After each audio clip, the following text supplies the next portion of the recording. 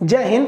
चीन की मीडिया के एक रिपोर्टर ने चीन की आर्मी की पोल खोल दी कि वो पहाड़ों पे नहीं लड़ सकती, तो चीन ने उसका जेल कर दिया और इस दबाव को कम करने के लिए उसने बॉर्डर पर बुलेट ट्रेन्स वगैरह को पहुंचा दिया है और साथ ही वहां पे अपने S-400 मिसाइलों को एक्टिवेट कर दिया। इसका भारत पर क्या असर पड़ता है इसको समझते हैं। देखिए, चीन की मीडिया ने कहा है कि चीन की जो सेना है वो हाई एल्टीट्यूड पर नहीं लड़ सकती, जो तिब्बत का पठार वाला एरिया, और ये रियलिटी है क्योंकि चाइना ने अपनी सेना को हाई एल्टीट्यूड पर ट्रेनिंग देने के मतलब उस तरह से ट्रेनिंग ही नहीं दिया है। वहीं दूसरी और भारत जो है 1970 से बेहतरीन ढंग से अपनी सेना को माउंटेन के लिए मतलब रेडी कर रहा है। हमारे पास अलग से स्पेशलाइज्ड माउंटेन रेजिमेंट है सब, और हम लोग हमेशा उसको, चाहे वो अब हमारी जलवायु भी उस तरह से उत्तराखंड या अरुणाचल प्रदेश नॉर्थ ईस्ट से जो सैनिक भर्ती होते हैं वो पहाड़ की लड़ाई में बहुत बेस्ट होते हैं। और पूरी दुनिया का जब सर्वे किया गया तो पूरी दुनिया, इस पृथ्वी पर सबसे बेहतरीन अगर पर्वतों पर लड़ने के लिए कोई सैनिक है सब, तो वो भारत की सेना वेल ट्रेंड है। अब इसमें चीन पूरी तरह बौखला गया और अपने जो था रिपोर्टर उसको क्या कर दिया, जेल कर दिया।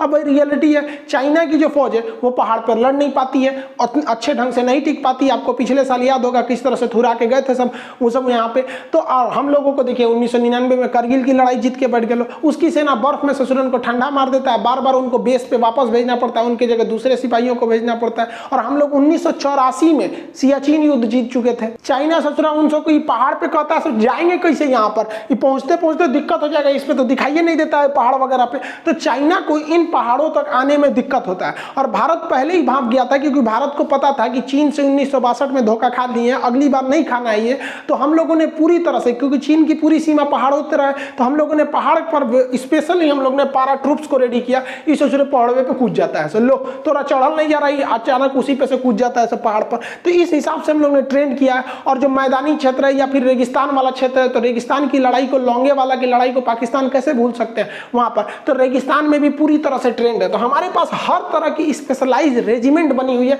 चाहे वो Sikh regiment, grenadier, Rajputana, Kumaon, Garhwal, Mahar regiment, Naga regiment, एकदम खतरनाक। अब नागा रेजिमेंट जंगल के लिए, बिहार रेजिमेंट को मैदानी भाग बाढ़ वाले एरिया में दे दीजिए। बिहार में क्या होता है, छोटा बच्चा होता है ना जो वहाँ पे 4-5 साल का, वो पहले बाद में पैंट पहनना सीखता है, पहले वही सीख लेता है बाढ़ आएगा हमारे गाँव में तो बचना कैसे। हर साल बिहार में बाढ़ आता है। तो पानी वाले क्षेत्र में, इस सब एरिया में, तो हम लोगों ने जो रेजिमेंट बनाया ना, अलग अलग एरिया से उठाए फौजियों को, वो ऑटोमेटिक उनके पास नेचुरल वो एबिलिटी है कि वो उस माहौल में ढल सकते हैं। हम लोग के यहाँ का जो नागा रेजिमेंट है, गोरखा रेजिमेंट है, इस तो अपने चाकुए से मार देता है सब। और जो चाइना कहता है कि इन पहाड़ियों पर लड़ नहीं सकते क्योंकि लद्दाख ऊंचा है, वहां पे हवाई जहाज भी जाती है तो उसका पावर काम नहीं करता ऑक्सीजन की वजह से, हेलीकॉप्टर नहीं काम कर पाते हैं, आर्मी वहां पे नहीं डिप्लॉय हो पाती है। जिन पर्वतों की ऊंचाई पर चीन की सेना के दम फूलने लगते हैं ना, उसी ऊंचाई पर कुमायूं रेजिमेंट वालों को परवरिश करके बड़ा किया जाता है। उत्तराखंड वाले लोग जो होते हैं, कुमायूं, गढ़वाल, ये वाले, यहाँ तो इतनी ऊंचाई पे ये लोग खेलने चल जाता है, उसका वहां सांस फूल रहा है। इंडिया के लिए एक बैड न्यूज ये है कि चाइना ने अपने जो इस साइड का वो मेन उसका हान चाइना से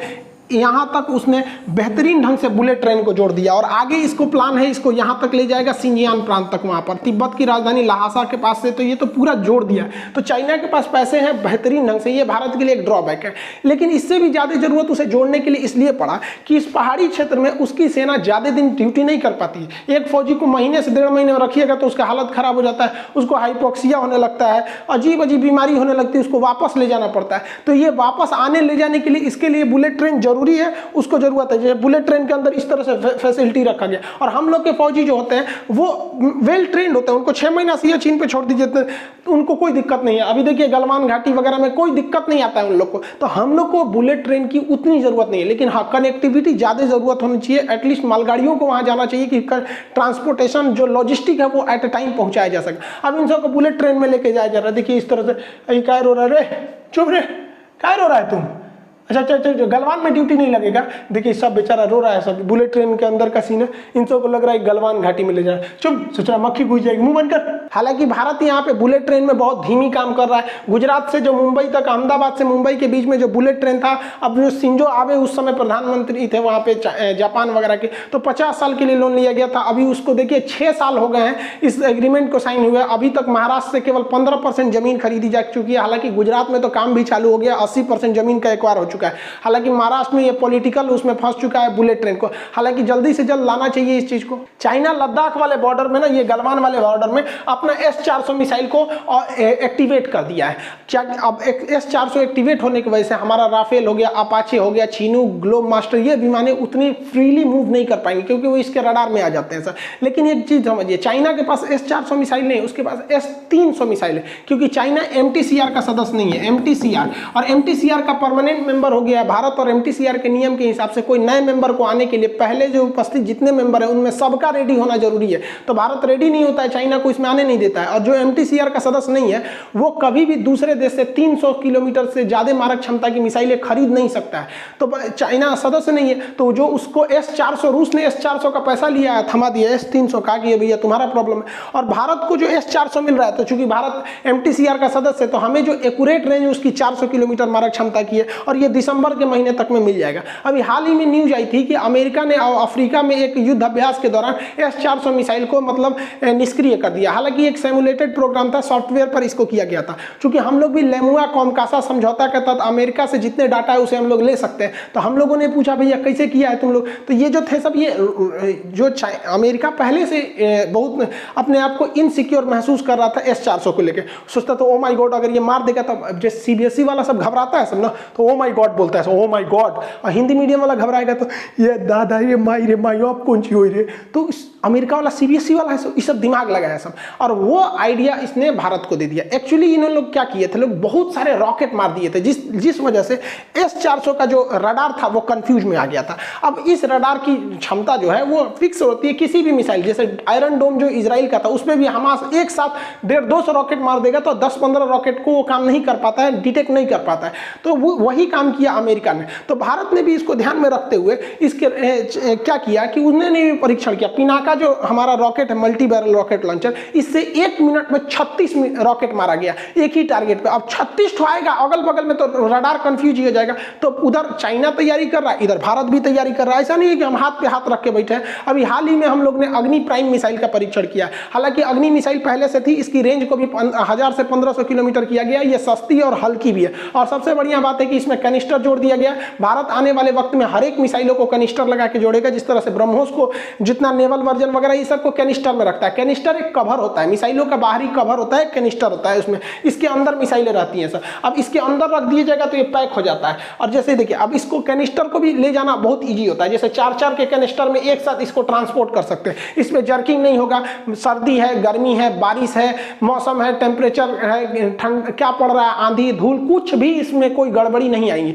ऐसे खुला रहेगा तो कोई भी दिक्कत आ सकती है। और अब्दुल कलाम जो मिसाइल मैन थे, उन्होंने खुद कहा था कि बड़ी मिसाइलें शोपीस बन के रह जाती हैं, युद्ध में हमेशा छोटी मिसाइलें काम आती हैं। तो ये बैलिस्टिक मिसाइलें री एंट्री करती है। बैलिस्टिक मिसाइल और क्रूज मिसाइल में अंतर होता है, ये किसी अन्य वीडियो में हम समझा देंगे।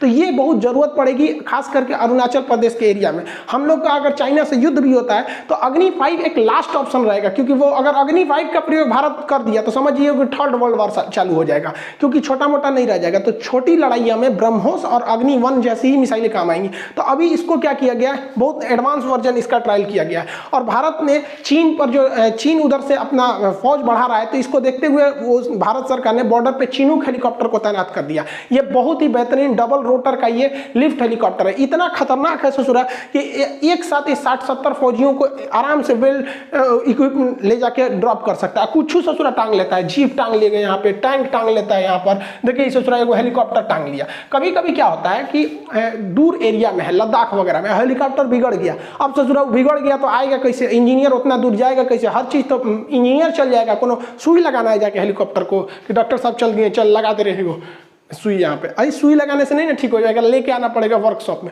टांग लेता है ससुराई, ऐसा ही नहीं ससुरा हवाई जहाज टांग लेता है। देखिए जो लड़ाकू जहाज होते हैं सब ना, उनसे कोई लगाएगा रस्सी टांग लेगा।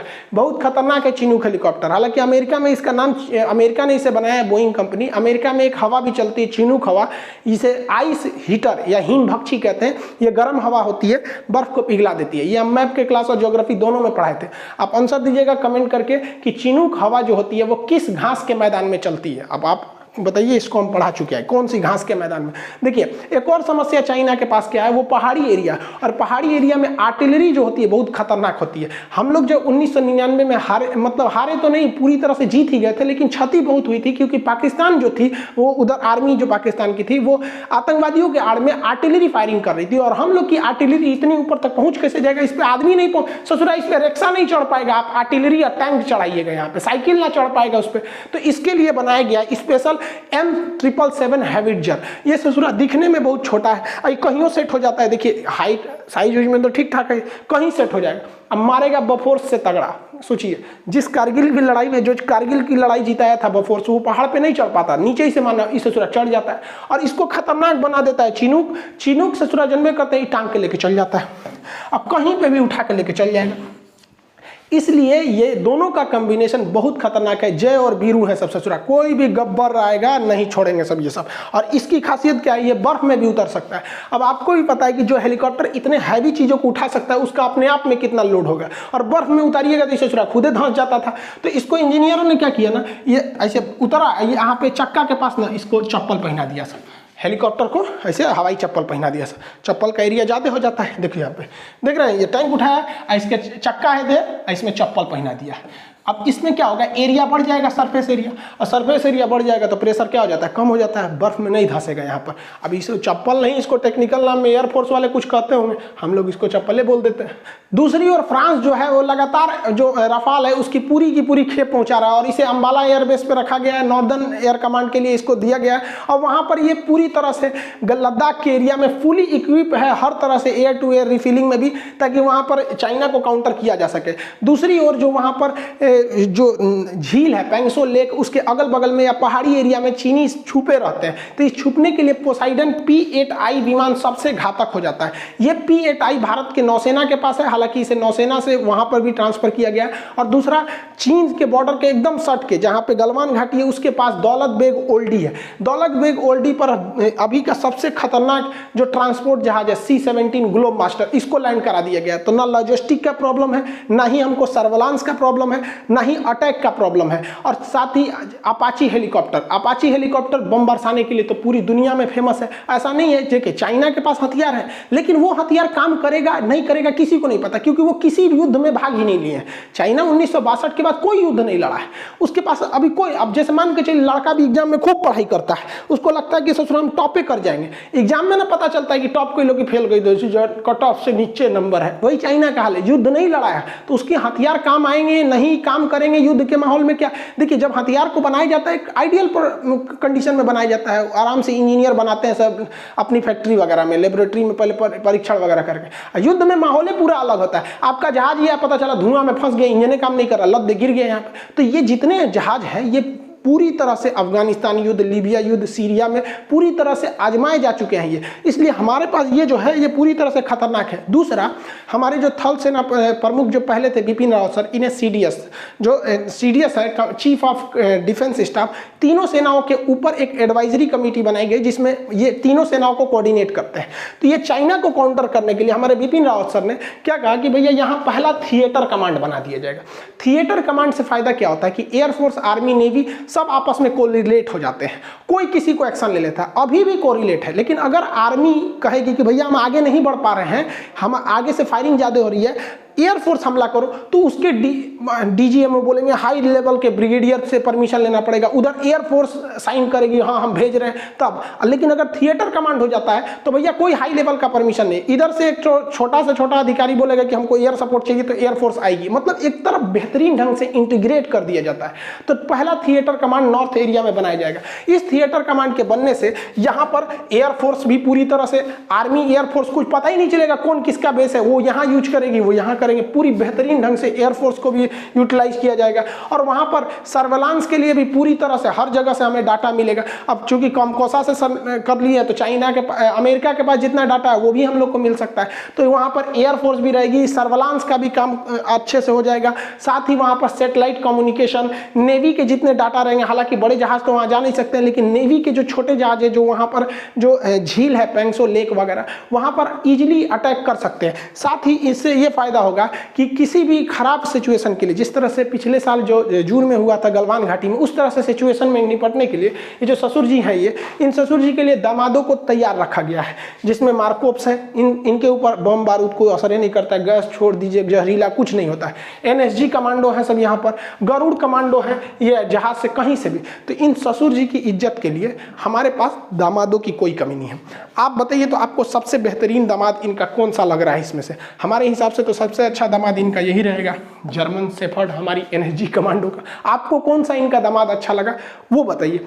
इस बैल को थोड़ा समझ में नहीं आता है यार, ये 1962 नहीं है, 2021 है बैल कहीं का, एक ना बुझा रहा है यहाँ पर। इसने क्या किया, बॉर्डर पे सबसे खतरनाक जहाज तैनात किया। इस चोट्टा क्या किया, अमेरिका का B-2 जहाज जो है ये स्टील्थ है, रडार में नहीं आता है और स्ट्रेटेजिक है, बहुत दूर तक जा सकता है, 7-7 हज़ार किलोमीटर चल जाता है यहाँ पर। अब बॉम्बर है, हजारों टन बम लेके जाता, गिरा देता है, ससुरा बम्बार्डमेंट कर देता है यहाँ पर। इसी का कॉपी करके चाइना ने बना दिया H-20, और ये भी सुपर स्टील्थ बॉम्बर है ससुरा, बहुत भयानक बम गिराएगा और रडार में पकड़े में नहीं आएगा। चाइना, अब हमारी सेना का मनोबल गिर गया और इसने ससुरा वहाँ तैनात कर दिया, इसको परीक्षण भी किया, 1 हफ्ता तक नचाया और रडार में आइबे नहीं करेगा। हमारी सेना देख रही है रडार में नहीं आ रहा है यहाँ पर, ले ससुरा बहुत खुश हो रहा था। लेकिन भारतीय DRDO है, ये ससुरे इसको चैन से जीने नहीं देते, दुकुंची बना दिया DRDO। देख रहे हैं, ये लग रहा है कोनो घर का ढलैया होने वाला है, सेंटरिंग ठोकले से ना, ये सेंटरिंग नहीं ठोका है भैया, इसे कहते हैं OTH, over the horizon radar. ये कोनो जहाज को 5000 किलोमीटर दूर से पकड़ लेता है। चाइना खुश हो रहा था, हमरा रडार में पकड़े नहीं आएगा। रे बैल ससुरा, तोरा जहाज उड़ने से पहले कि मैं पकड़ में आ जाएगा, जैसे रनवे छोड़ेगा पकड़ा जाएगा 5000 किलोमीटर से। मतलब अगर रूस में जहाज उड़ रहा है ना, तो लद्दाख में पता चल जाएगा ये होराइजन रडार से कि ससुरा रूस में जहाज उड़ रहा है। ससुरा तो चाइना को कौन पूछता है। तो ये ओवर द होराइजन रडार कैसे काम करता है और स्टील्थ कैसे होते हैं, स्ट्रेटेजिक और टैक्टिकल बॉम्बर ये सब कैसे काम करते हैं, इसको हम नेक्स्ट वीडियो में अगर आप कहेंगे तो बना देंगे कि ये ओवर द होराइजन रडार, ये OTH रडार कैसे काम करता है। आपको लग रहा होगा कोनो ससुरा बिल्डिंग है इतना ऊंचा, बहुत ऊंचा होता है यहाँ पर, 5-5 हज़ार किलोमीटर दूर से ये चीज़ों को बता देता है। तो आई होप आप समझ गए होंगे कि चाइना उधर तैयारी कर रहा है, तो हम लोग भी अपने बॉर्डर पर चूड़ियाँ पहन के नहीं बैठे हैं। चाहे हमारी सेना हो, एयरफोर्स हो, नेवी हो या DRDO के वैज्ञानिक हो, सबको पता है कि भैया 2062 का जो 1962 में घटना हुई थी उसका हमको तो बदला लेना है। साथ ही साथ जो 50 साल हो रहा है इधर में, इस समय 60 साल का जो ब्याज जोड़ना है, तो इस ब्याज को भी पूरी तरह से जोड़ के हम लोग को लेना रहेगा। तो आई होप आप इसे समझे होंगे। नेक्स्ट क्लास में आपको OTH रडार के बारे में समझा देंगे। मिलेंगे नेक्स्ट क्लास में। जय हिंद।